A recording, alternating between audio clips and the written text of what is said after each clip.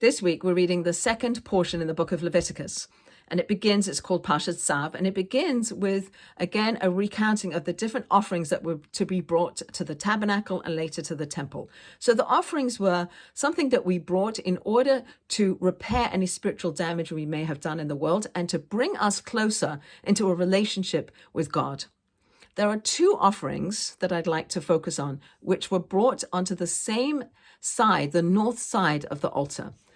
One offering was the Ola offering, and this was brought for wrong thoughts, and it was an offering that was completely burnt up on the altar.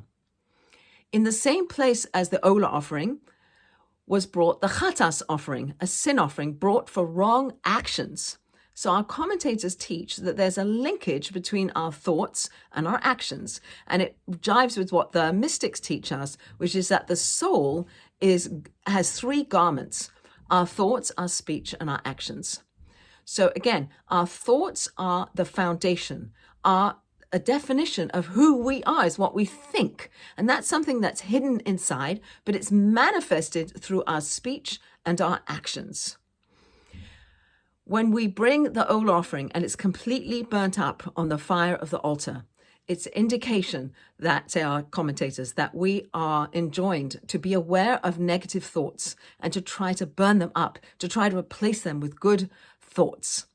Rabbi Nachman of Breslov teaches that you can only have one thought at any one moment. You can't think two things at the same time. So if we're aware and mindful of a wrong thought or a negative thought, then we should be aware of that and try to shift it and try to change it and try to replace it. There are many times in our tradition where we're taught of the importance of our thinking. The first of the 10 Commandments says, I am the Lord your God who brought you out of Egypt. We have to know that there's one God. We have to know that God has no form. We have to know that God took the Jewish people out of Egypt. We have to know when we sit on Seder night that it's as if we have to think about us being redeemed from Egypt, being redeemed from these constraints that hold us back. So there are many places, these are just a few, of where our thinking is foundational to who we are and that we have control over our thoughts.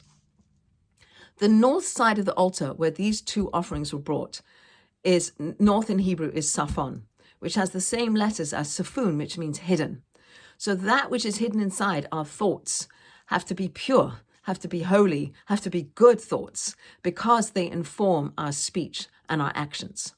So we're in a world where we're thinking lots of things and there's lots going on, and it's perhaps something we can learn from this week's Torah portion to think about what we think about and how we know what to think about and what the right things to think are, so that our speech and our actions are aligned with good thoughts.